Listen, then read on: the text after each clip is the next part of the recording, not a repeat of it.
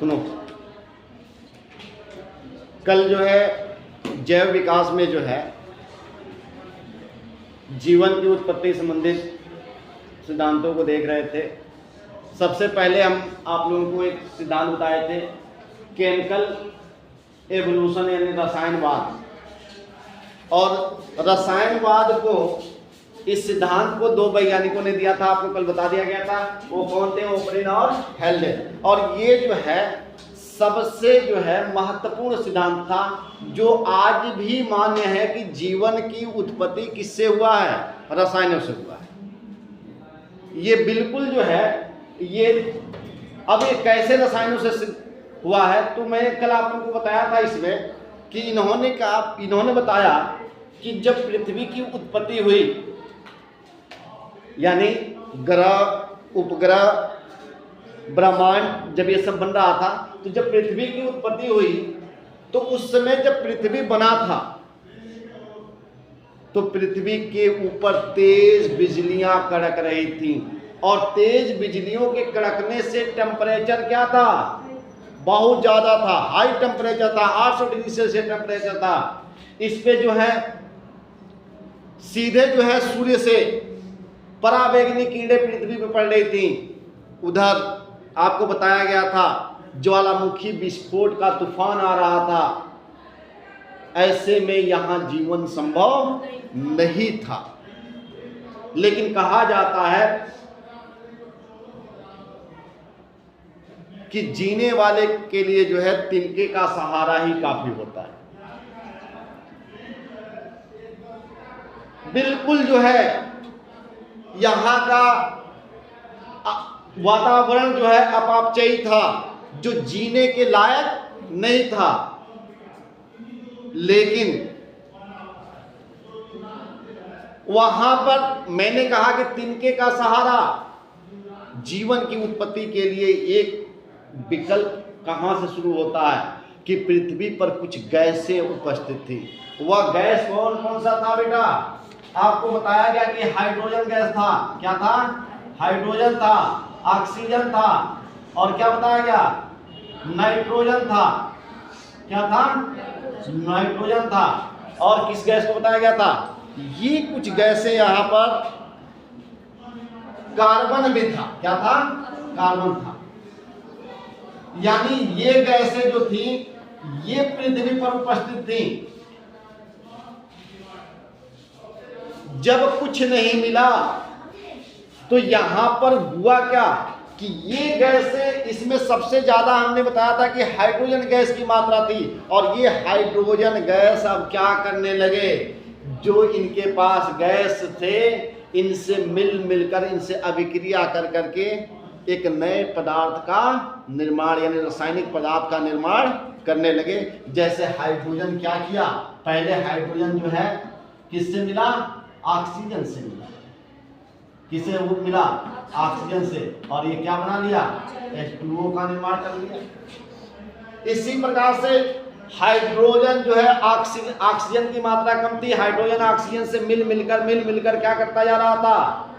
जल का निर्माण कर रहा था। जल वाष्प बन के उड़ रहा था। जब ऑक्सीजन की कमी आ गई तो वहां पे दूसरा काम क्या हुआ बेटा?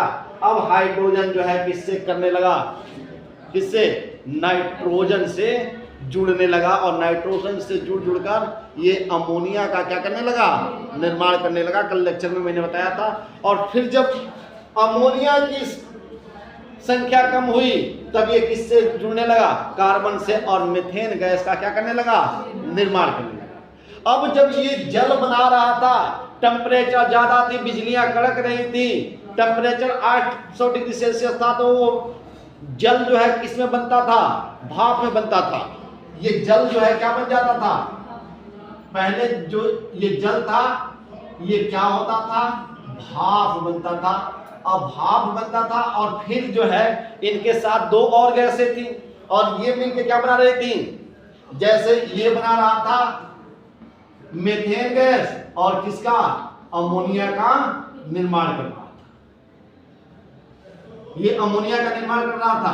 और इन्हीं के साथ जब ये गैस, अब मान लो कि ये जो जल था ये जैसे ही जब जल बना, धूप तेज, गर्मी ज्यादा हुई, टेम्परेचर 800 डिग्री सेल्सियस है, टेम्परेचर कितना है 800 डिग्री सेल्सियस है। अब इस टेम्परेचर पे क्या बन रहा था, भाप बन रहा था। क्या बन रहा था, भाप बन रहा था।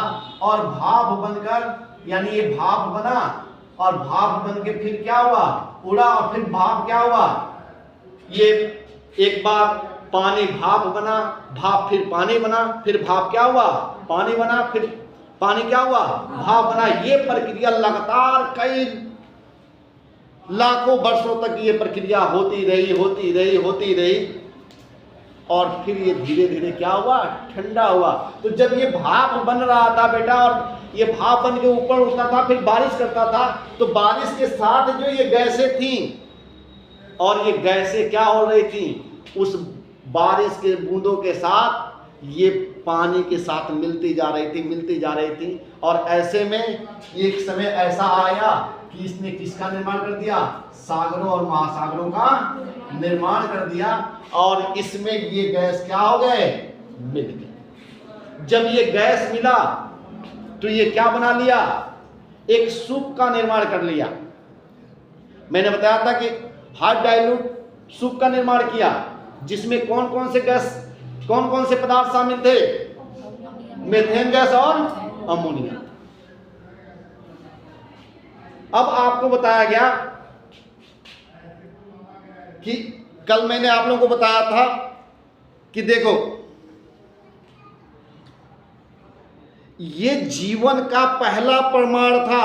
और क्यों जीवन का पहला प्रमाण था बेटा, आपके शरीर में भी कार्बन की मात्रा पाई जाती है कि नहीं पाई जाती है, नाइट्रोजन की मात्रा पाई जाती है कि नहीं पाई जाती है, जल की मात्रा पाई जाती है कि नहीं पाई जाती है।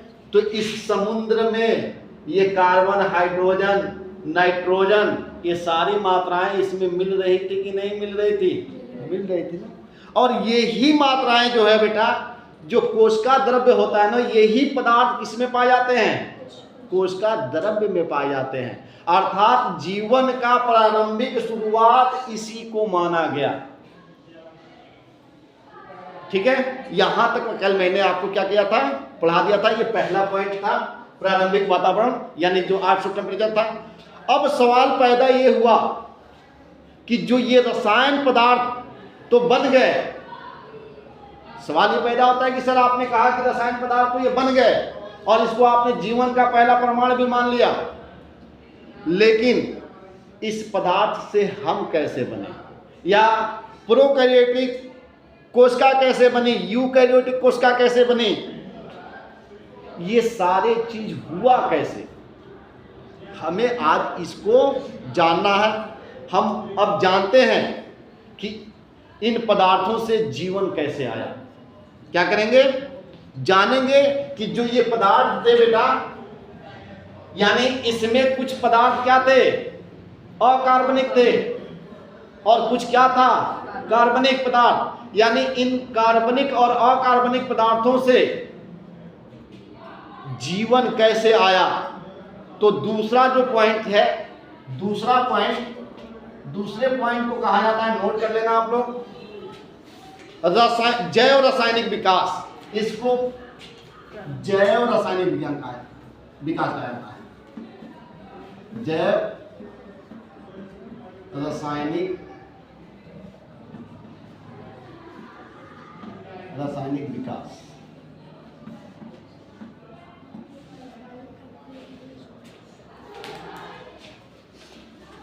अंग्रेजी भी लिखना चाहते हो तो लिख लेना, बायोकेमिकल एवोल्यूशन होगा, बायोकेमिकल एवोल्यूशन। देखते हैं बेटा, अब हम जो है इस जैव रासायनिक विकास में किसको तलाशने का काम करेंगे, जीवन को तलाशने का काम करेंगे, यानी जीवन कैसे आया। अब जब ये पदार्थ बन गए बेटा, कौन, कार्बनिक और अकार्बनिक पदार्थ जब बनकर तैयार हो गए, तो अब ये यहां रुके नहीं, इन्होंने अपना प्रक्रिया जारी रखा। क्या किया? जारी रखा। और ये कार्बनिक और अकार्बनिक आपस में जुड़-जुड़कर सरल कार्बनिक पदार्थों का निर्माण किए, और सरल कार्बनिक पदार्थों से फिर इन्होंने क्या किया? जटिल कार्बनिक पदार्थों का क्या किया? निर्माण किया। क्या सुने आप? पहले ये जुड़े, कौन कौन? जो हाइड्रोजन, ऑक्सीजन, नाइट्रोजन और कार्बन, ये जो गैसें थी, ये गैसें जुड़कर दो चीजें की। एक तो कार्बनिक पदार्थ का निर्माण किया। अब कई लोगों को समझ में नहीं आ रहा है कार्बनिक पदार्थ क्या है। बेटा, इसमें कार्बन है? इसमें कार्बन नहीं है ना, तो ये अकार्बनिक पदार्थ है। इसमें कार्बन है, तो ये भी अकार्बनिक पदार्थ है। इसमें क्या है? कार्बन। तो यही ना पदार्थ रासायनिक पदार्थ बना था। तो इसमें कुछ क्या बना था? अकार्बनिक पदार्थ बना था, दूसरा क्या बना था? कार्बनिक पदार्थ। अब यही बताया जा रहा है कि जो कार्बनिक और अकार्बनिक पदार्थ बने थे, ये आपस में जुड़-जुड़कर अब ये एक दूसरे से क्या करने लगे? अभिक्रिया करने लगे, एक दूसरे से क्या करने लगे? जुड़ने लगे, जिससे सरल कार्बनिक पदार्थ और क्या जटिल कार्बनिक पदार्थों का निर्माण हुआ।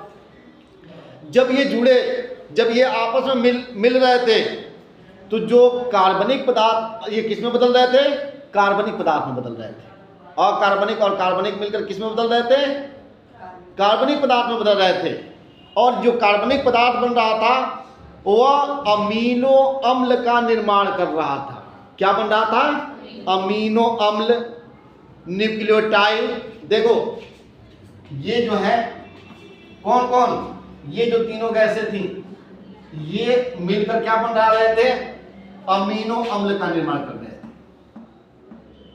अमीनो अम्ल का निर्माण कर रहे थे, न्यूक्लियोटाइड का निर्माण कर रहे थे,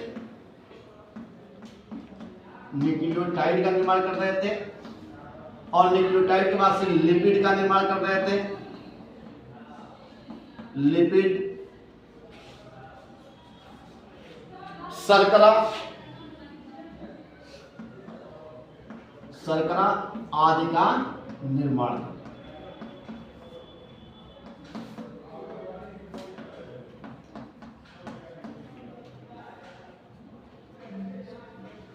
क्या सुना आपने? ध्यान दो, जीवन की उत्पत्ति को आप देख रहे हो।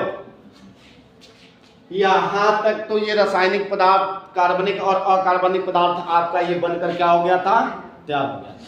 इसमें क्या हुआ बेटा? अब ये जो कार्बनिक और अकार्बनिक पदार्थ थे, ये आपस में जुड़-जुड़कर कार्बनिक पदार्थों में, बड़े कार्बनिक या जटिल कार्बनिक पदार्थों में बदल रहे थे। वह जटिल कार्बनिक पदार्थ क्या थे बेटा? वह अमीनो अम्ल था, न्यूक्लियोटाइड था, लिपिड था, शर्करा था, आदि था। इसका निर्माण ये कर रहे थे।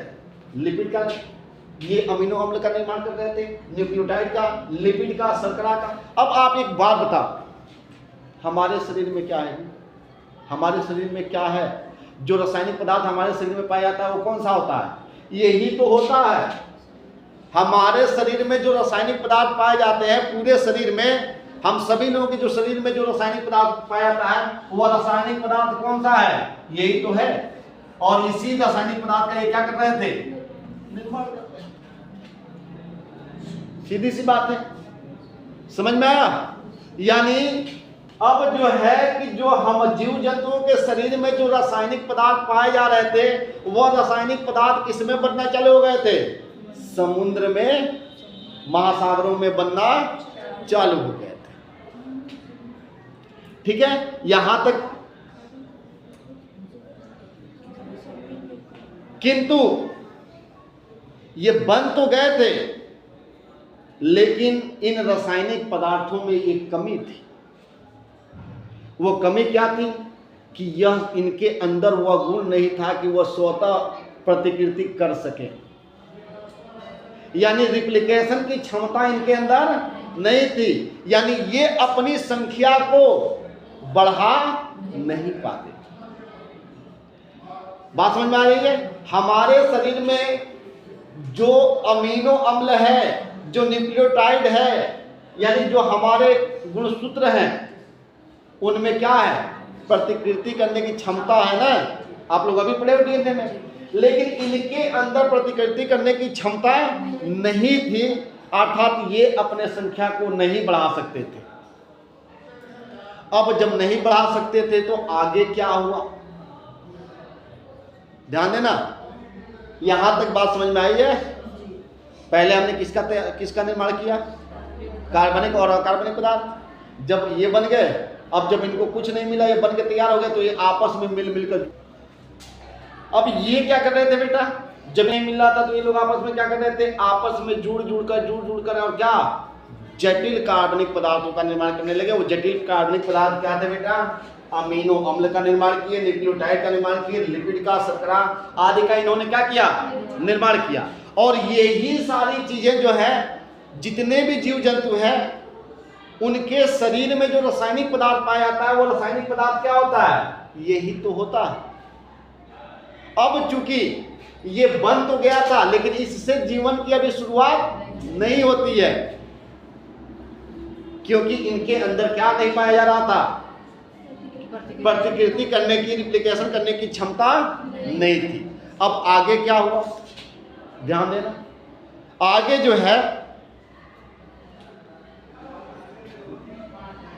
प्रोटोबायोन्ट का निर्माण हुआ। किसका निर्माण हुआ, प्रोटोबायोन्ट का निर्माण हुआ। किसका निर्माण हुआ,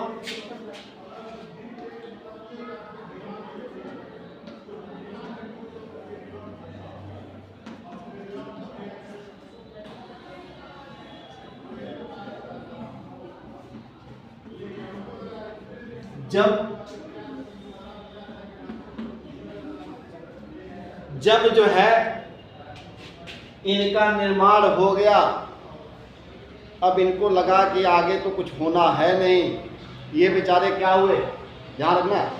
अब ये जो है ये बन के जब तैयार हो गए, अब इनको लगा यार ये हमारा तो जीवन संभव है नहीं, क्योंकि वातावरण वैसा है नहीं।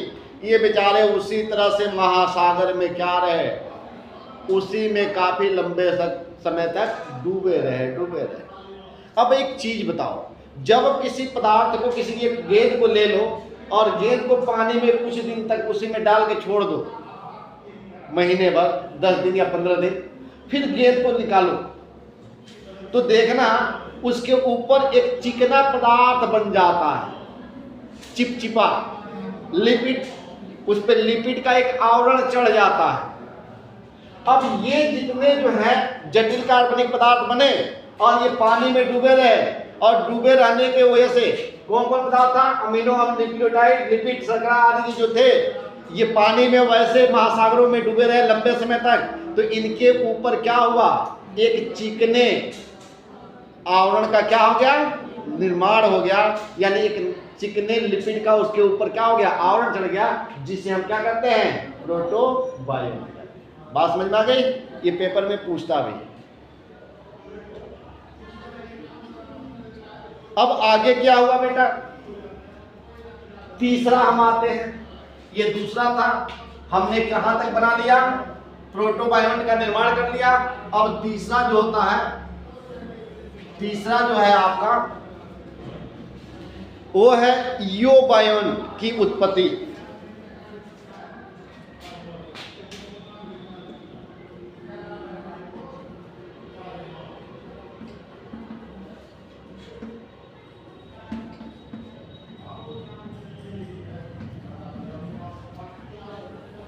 अब हम देखेंगे कि इयोबायोन्ट क्या है। ये रसायनवाद में पहला हमने बता दिया, प्रारंभिक वातावरण, जैव रसायन का विकास, जिसमें प्रोटोबायोन्ट का निर्माण भी कर दिया। अब तीसरा क्या है, इयोबायोन्ट की उत्पत्ति है।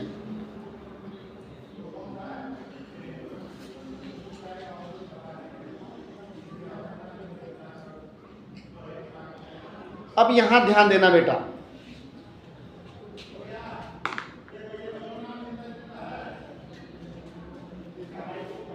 ध्यान दो, इधर समझने का प्रयास करते हैं।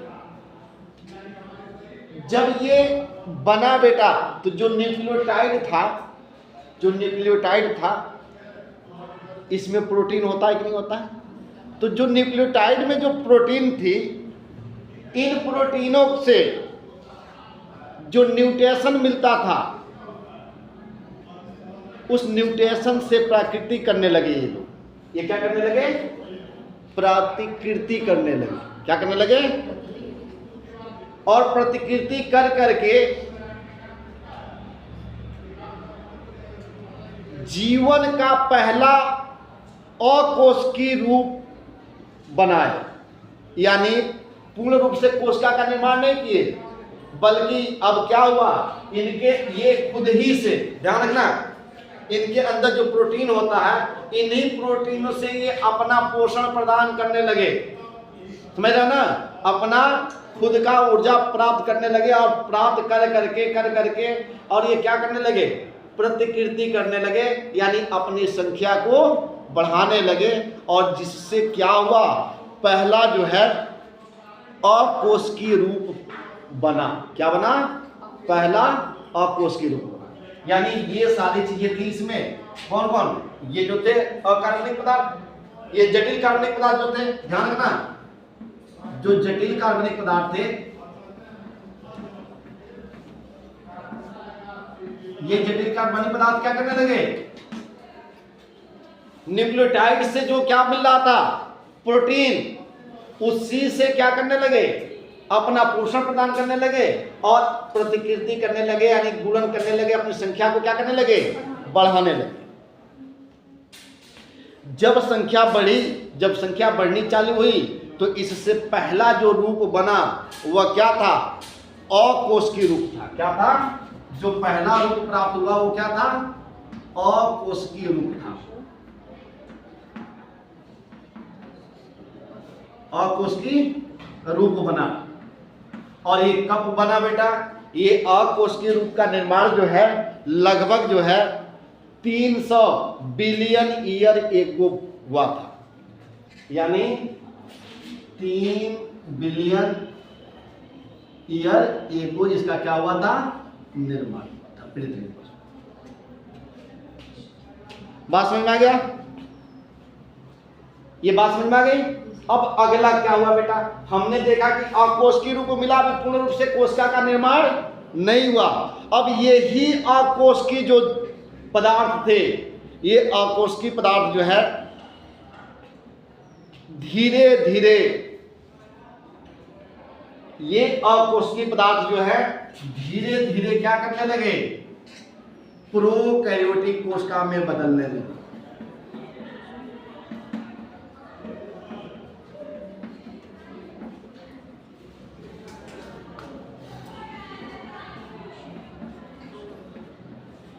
ये क्या हुए? प्रोकैरियोटिक कोशिका में बदलने लगे। जिससे जब ये प्रोकैरियोटिक कोशिका में बदले तो इस जिसे पहला कोशिकीय रूप कहते हैं। जब ये क्या हुआ, ध्यान देना, इधर बताया गया कि जो ये जटिल कार्बनिक पदार्थ थे बेटा, जो जटिल कार्बनिक पदार्थ थे, जटिल कार्बनिक पदार्थों ने क्या किया कि जो न्यूक्लियोटाइड था उसमें जो प्रोटीन था उसी से अपना पोषण प्रदान किया और प्रतिकृति करने लगे। तो प्रतिकृति करने से जो है जो पहला रूप बना वो क्या था? अकोशिकीय रूप था। क्या था? अकोशिकीय रूप था। और ये अकोशिकीय रूप क्या किया आगे चलकर? ये आगे चलकर क्या किया?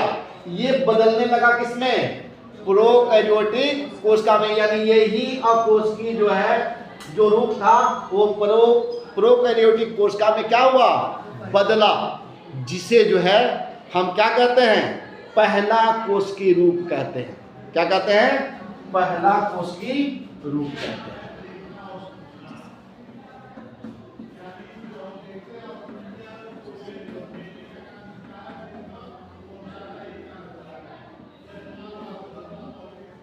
ये बात समझ में आ गई आप लोगों को? तो पहला कोशिकीय रूप कब मिला?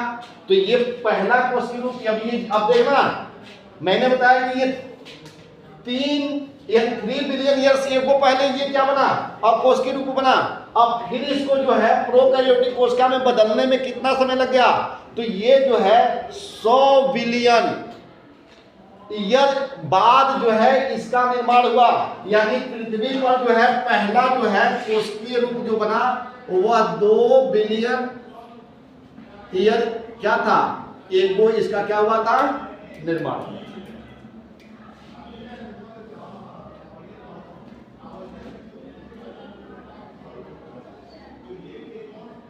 अब एक चीज बताओ, जो पहला जो है प्रोकैरियोटिक जो कोशिका बना, इस कोशिका से जिस जीव का जन्म हुआ वह जीव कौन सा था? तो देखना, इस संसार में सबसे पहले कोई जीव बना प्रोकैरियोटिक कोशिका से, तो वह कौन था? आर्ग बैक्टीरिया था। क्या था? आर्ग जीवाणु था, या आर्ग बैक्टीरिया कहा जाता है इसको। क्या कहा जाता है? आर्ग बैक्टीरिया।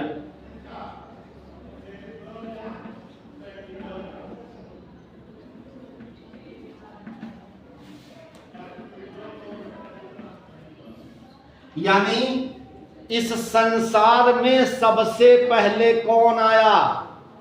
आर्ग बैक्टीरिया। कौन है? आर्ग बैक्टीरिया का जन्म हुआ। यानी अगर माना जाए कि दुनिया में सबके पूर्वज पहला कौन है? यही तो है जो दुनिया में क्या हुए? सबसे पहले जन्म लिए। ये आर्ग बैक्टीरिया क्या करते थे? ये आर्ग बैक्टीरिया कहाँ रहते थे? जो समुद्र का जल था उसी के अंदर ये क्या करते थे? रहते थे। और इनका काम क्या था बेटा? तो ये जो है ये क्या करते थे? ये रासायनिक विषम पोषी एवं अवायवी थे।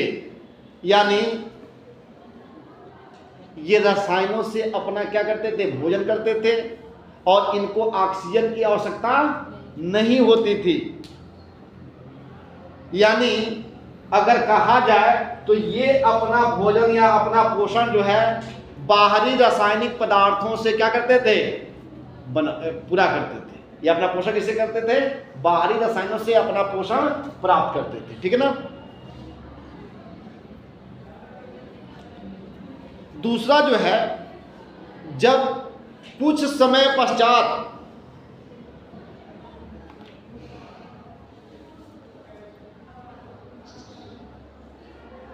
कुछ समय बाद जो है, अब इन लोगों ने क्या करने लगा? ये अपना भोजन जो है किससे बनाने लगे? किससे? जो उसमें रासायनिक पदार्थ थे उन रसायनों से अपना भोजन बनाने लगे। लेकिन आप एक बात बताओ, अगर सारे जीव रासायनिक पदार्थों से ही भोजन बनाते तो एक समय ऐसा आता जब पूरा रसायन क्या हो जाता? समाप्त हो जाता। तो फिर इनमें कुछ चेंजिंग आया, और चेंजिंग आया कुछ समय पश्चात ये रसायन क्या हो गए? जो ये रसायन थे बेटा, अब मान लो ये किसमें बदले? ध्यान देना, ये सौपोषी जीवाणुओं की उत्पत्ति हुई। किसका उत्पत्ति हुआ? और ये जीवाणु क्या करते थे कि जल के जगह, ये पानी के जगह H2S का उपयोग करते थे।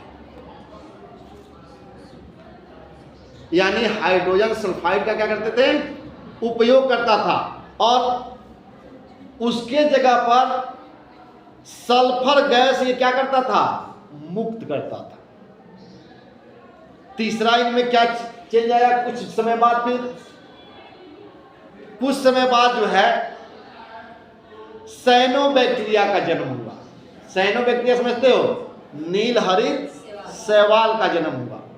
और ये जो नील हरित शैवाल थे बेटा, अब इन्होंने देखा कि भाई सीधी सी बात है।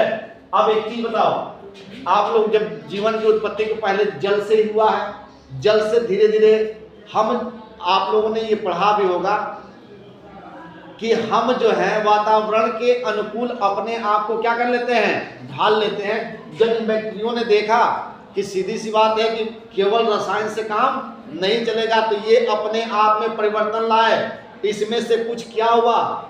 अब अभी आपने सुना कि ये जल के जगह पर क्या H2S का उपयोग करने लगे, और सल्फर डाइऑक्साइड और सल्फर को क्या करने लगे? मुक्त करने लगे। उनके बाद से किसका? नील हरित शैवालों का जन्म होता है। और नील हरित शैवाल क्या करते हैं बेटा?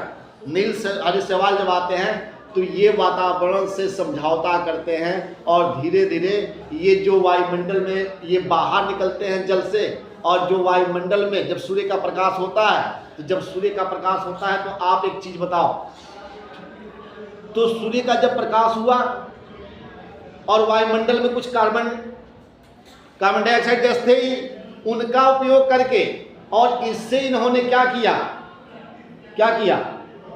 कि सीधा सा अपना भोजन बनाने लगे, यानी सौपोषियों का क्या हुआ, जन्म हुआ।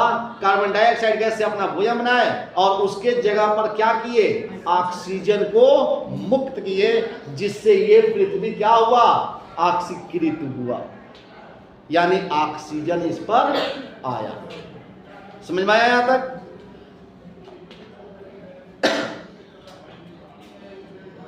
यानी इसको हम एक तरह से कह सकते हैं कि इस प्रक्रिया को हम क्या कहते हैं, ऑक्सीजन क्रांति के नाम से भी जानते हैं। अब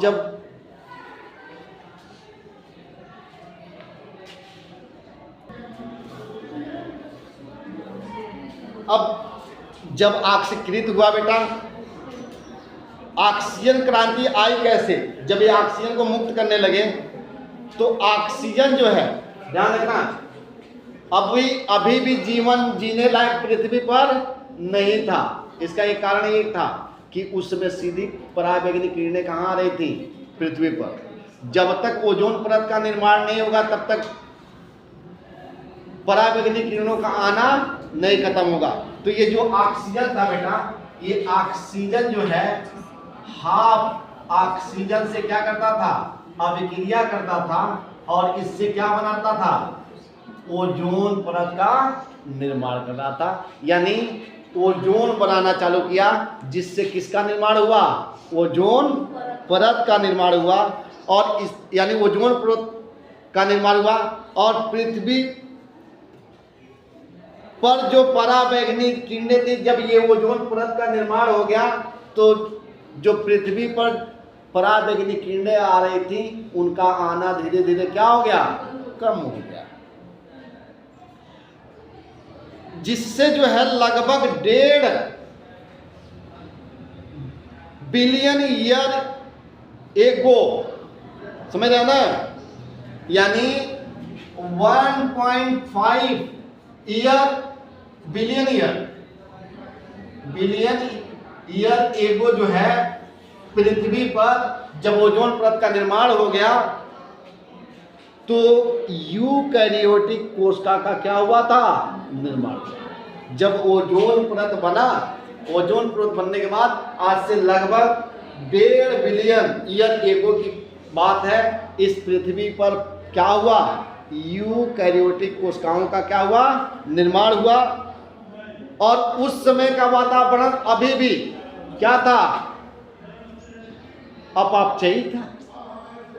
लेकिन बात और आज का वातावरण कैसा हो गया बेटा, ऑक्सीकारक हो गया है। यानी इस पर जो है ऑक्सीजन ने क्या किया है, कार्बन से अभिक्रिया करके कार्बन डाइऑक्साइड गैस बना लिया है, ऑक्सीजन का निर्माण कर लिया है, नाइट्रोजन का। अब देखो, अब जो है आगे भी यही, यहां पर भी अभी केवल ओजोन परत बन जाने से जीवन संभव नहीं होगा। जीवन संभव कब होगा, क्योंकि पृथ्वी पर वायुमंडल पाया जाता है। क्या पाया जाता है, वायुमंडल। अब वायुमंडल का निर्माण कैसे हुआ, तो देखो ऑक्सीजन जो थे, ऑक्सीजन क्या कर रहे थे, कार्बन से अभिक्रिया कर रहे थे, और कार्बन से अभिक्रिया करके क्या बना रहे थे, कार्बन डाइऑक्साइड गैस बना रहे थे। फिर जो है ऑक्सीजन नाइट्रोजन से अभिक्रिया करके क्या बना रहे थे, नाइट्रोजन, यानी नाइट्रोजन ऑक्साइड का निर्माण कर रहे थे। तो आपका वायुमंडल किससे किससे बना है, नाइट्रोजन, ऑक्सीजन और कार्बन और अन्य गैस, मीथेन वगैरह गैसों से मिलकर बना है ना। तो धीरे धीरे इससे किसका निर्माण हुआ, किसका निर्माण हुआ, अरे सीधी सी बात है कि अब किसका निर्माण हो जाएगा, वायुमंडल का। और जब वायुमंडल का निर्माण हो गया तो अब ये जीवन जीने के लायक हो। अब उस छोटे जीवों से क्या हुआ, धीरे धीरे छोटे जीव पेड़ पौधों का जन्म हुआ, पेड़ पौधों से छोटे जीवों का जन्म हुआ, छोटे जीवों से बड़े जीवों का, बड़े जीवों से किसका हुआ? मनुष्य का जन्म हुआ। ये प्रक्रिया क्या हुआ? चलता रहा। तो आपने ये चीज देख लिया। पहली बात मैंने बताया, पृथ्वी को ठंडा के 800 डिग्री सेल्सियस टेम्परेचर से इसको ठंडा कैसे हुआ? तो ठंडा होने का काम क्या था? ये पृथ्वी क्या हो रहा था? ये गर्म हो रहा था और भाप बन रहा था। अब भाप बनकर फिर क्या हो रहा था? और ये बार बार प्रक्रिया होने से टेम्परेचर क्या हो गया था? ठंडा हो गया था, इसीलिए जीवन योग्य हुआ। अब एक जो है, एक सबसे इंपॉर्टेंट इसमें पॉइंट है जो पेपर में हर साल पूछता भी है, ये तो किसने बता दिया? ये प्रमाण किसने दिया? ओपलिन और हेल्डेन ने।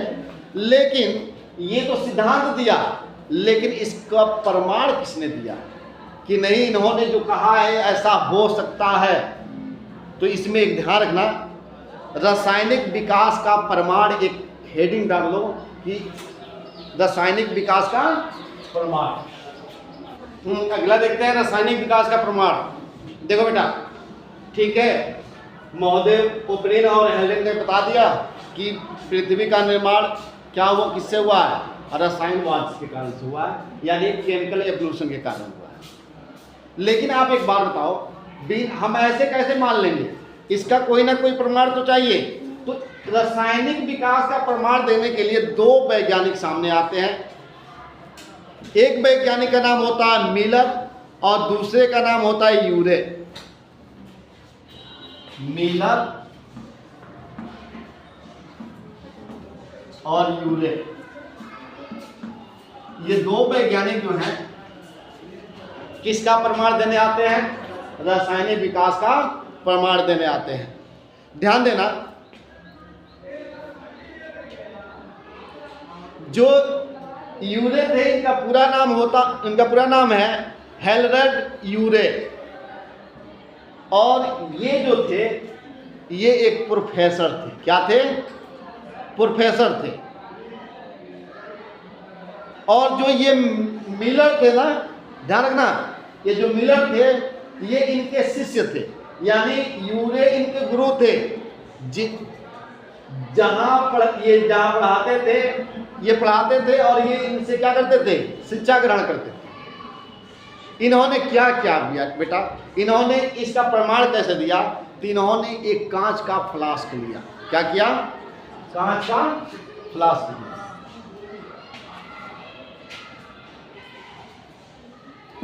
जैसे इन्होंने यहां पर क्या किया कि एक कांच का ऐसे फ्लास्क ले लिया।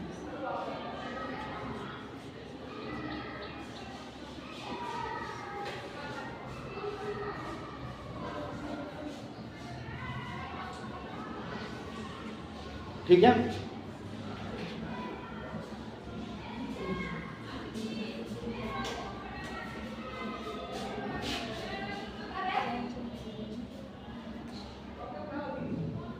और फ्लास्क लेने के बाद से इन्होंने जो है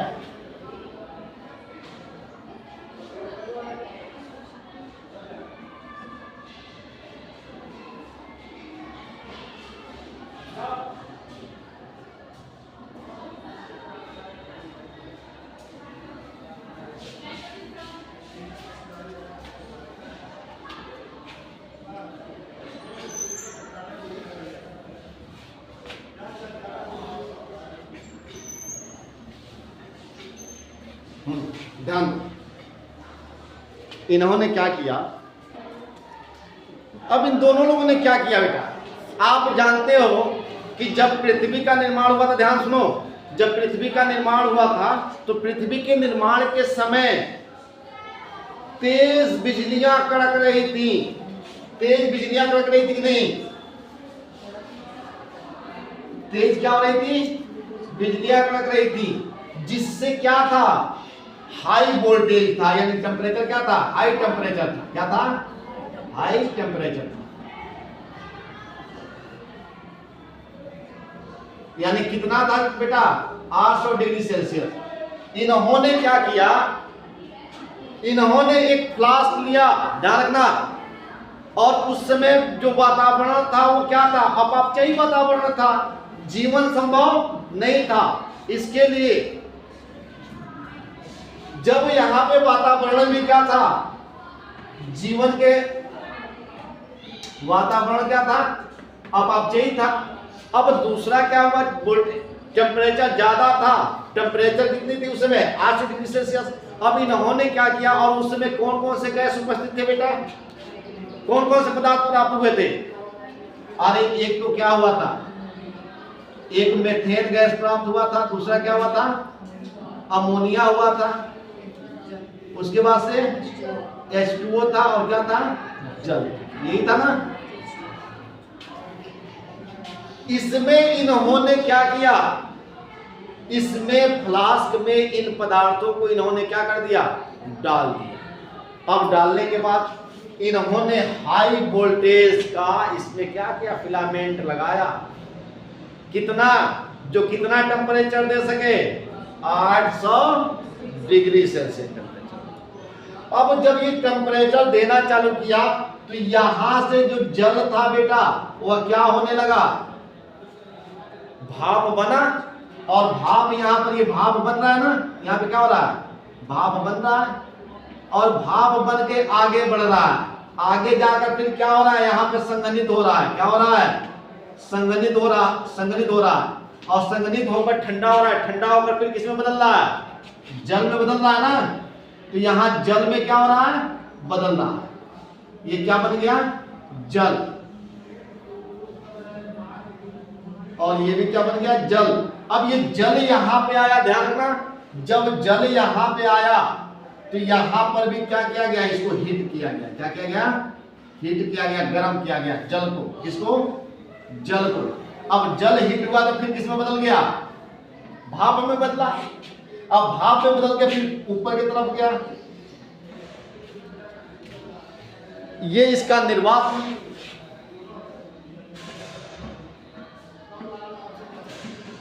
और यहां से भाप बनकर फिर पुनः कहां जा रहा है, आगे की तरफ जा रहा है, आगे की तरफ जा रहा है, फिर फ्लास्क में जा रहा है।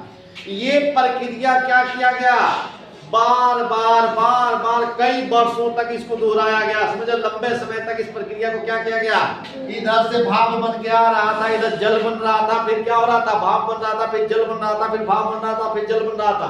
ये प्रक्रिया बार बार दोहराया जा रहा था। तो ये दोहराने के साथ, इनके साथ ये देख रहे हो ना, कुछ क्या थे, कार्बनिक और अकार्बनिक पदार्थ बने हुए थे, रासायनिक पदार्थ। ये इनके साथ जो है मिल मिलकर एक समय ऐसा आया कि यहाँ पर क्या देखा गया कि जब लंबा समय तक ये प्रक्रिया किया गया तो यहाँ पर जो है कुछ पदार्थ आकर क्या हो गए, इकट्ठा हो गए। ये बार बार ये प्रक्रिया करने से क्या हुआ बेटा, लगातार कई वर्षों तक ये प्रक्रिया करने के बाद यहाँ पर कुछ पदार्थ आकर क्या हो गए, इकट्ठा हो गए। और ये पदार्थ क्या था, अमीनो एसिड था। क्या था, अमीनो एसिड था। अब अमीनो एसिड जो था, ये पदार्थ क्या था बेटा, अमीनो एसिड। मैं यहां लिख दे रहा हूं, अमीनो एसिड, यही ना ये पदार्थ था, यानी अमीनो अम्ल था। क्या था, अमीनो अम्ल। अब ये अमीनो अम्ल में 3 चीजें पाई जा रही थी। एक AG, यानी आप आग लिख लेना, AAG। एक ए का, एक का पहले ए का अर्थ लिखो। पहले को कहा जाता है ए को एलनीन। क्या कहा जाता है, एलनीन। दूसरा ए का पूरा अर्थ होता है स्पोरोटिक एसिड।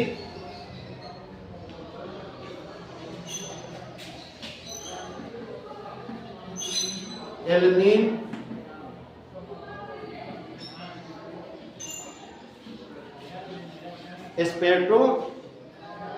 स्पेटिक एसिड है, स्पेटिक एसिड।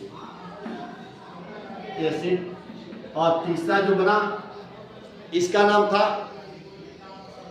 ग्लाइसिन। क्या था, ग्लाइसिन। ये पूछता है, ध्यान रख लेना, ग्लाइसिन। अब ध्यान देना, मैंने क्या बताया कि कौन कौन, मिलर और यूदे महोदय ने क्या किया, एक कांच का फ्लास्क लिया। ध्यान से देखो, फ्लास्क में उन्होंने क्या किया कि जो रासायनिक पदार्थ उस समय इन्होंने कैसा बनाया था, वातावरण कैसे बनाया, जो उस समय पृथ्वी का जब जन्म हुआ था तो जिस समय पृथ्वी की जो स्थिति थी, जैसा वातावरण था, उसी तरह का वातावरण यहाँ पर उन्होंने क्या किया, तैयार किया। यानी उस समय बिजलियां कड़क रही थी, टेम्परेचर 800 डिग्री सेल्सियस था, इसलिए और वहां पे कौन कौन से पृथ्वी पर गैसें पाई जा रही थी, यानी कौन कौन से पदार्थ मिल रहे थे, कार्बनिक और अकार्बनिक पदार्थ। उन कार्बनिक और अकार्बनिक पदार्थों को एक फ्लास्क में रखा और इसके अंदर क्या किया, हाई वोल्टेज के करंट को दौड़ाया। जब ये दौड़ाया, जिसकी टेम्परेचर कितना ये बना रहा था 800 डिग्री सेल्सियस, तो ये किस में बदला, पहले भाप में बदला, भाप से बदलकर फिर संघनित हुआ, संघनित होकर पानी में बदला, फिर आगे गया, फिर यहाँ पे इसको गर्म किया गया, फिर भाप में बदला और भाप पुनः फ्लास्क में आया, फिर क्या हुआ, पानी में बदला। ये प्रक्रिया बार बार चल रही थी, ये प्रक्रिया बार बार चल रही थी। उसके साथ ये जो क्या थे, जो कार्बनिक और अकार्बनिक पदार्थ थे, ये वहां साथ में उनसे मिल मिलकर बाद में एक समय ऐसा आया कि इन्होंने देखा कि कई लगातार बहुत बार ये प्रक्रिया दोहराने के बाद देखा गया कि कुछ पदार्थ यहाँ पर आकर क्या हो गए, इकट्ठा हो गए। इन्हीं पदार्थों को क्या कहा गया, अमीनो अम्ल कहा गया। क्या कहा गया, अमीनो अम्ल।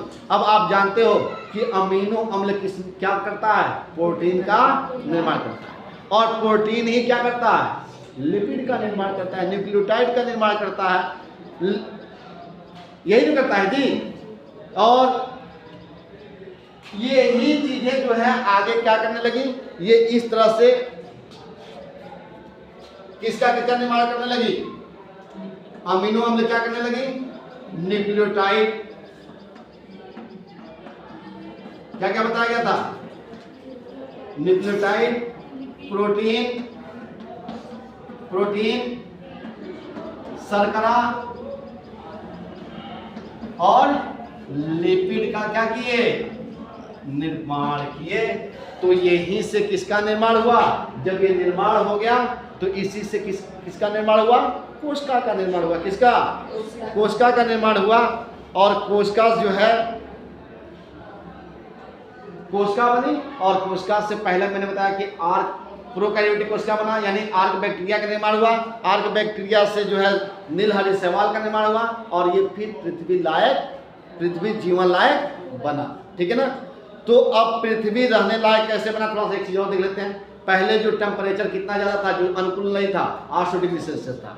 यहाँ पर क्या था, ओजोन का लेयर नहीं था, और फिर वायुमंडल का भी क्या था, एब्सेंट था। और इन सब ने क्या किया कि जो गैसें थी, इन्होंने बार बार ये प्रक्रिया दोहराकर क्या किया, पृथ्वी को ठंडा किया, यानी टेम्परेचर को क्या किया, कम किया। हाइड्रोजन जो है ये क्या किया, हाइड्रोजन वाष्प बना, फिर एक जल जो है वाष्प बना, वाष्प क्या हुआ, जल। ये बार बार प्रक्रिया से क्या हो गया, ठंडा हो गया। और फिर जो इसमें गैसें थी, वह गैसें आपस में मिलकर वायुमंडल यानी ओजोन का निर्माण किया। अभी आपको बताया गया कि हाइड्रोजन जो जल था वह हाफ ऑक्सीजन से क्या किया, अभिक्रिया किया, तो इससे किसका निर्माण हो गया, ओजोन परत का निर्माण हुआ। और फिर जो है और गैसें जो थी, जैसे मेथेन था, वह ऑक्सीजन से क्या किया, अभिक्रिया किया, तो कार्बन डाइऑक्साइड गैस बना। और अमोनिया ऑक्सीजन से अभिक्रिया किया तो क्या बना, नाइट्रोजन बना और ऑक्सीजन बना। और यही जो प्रक्रिया होती है किसमें होती है, वायुमंडल में होती है, और इसीलिए ये जीवन यहाँ पर क्या हो पाया, संभव हो पाया। तो उम्मीद करता हूँ कि जीवन की उत्पत्ति आपको समझ में आए।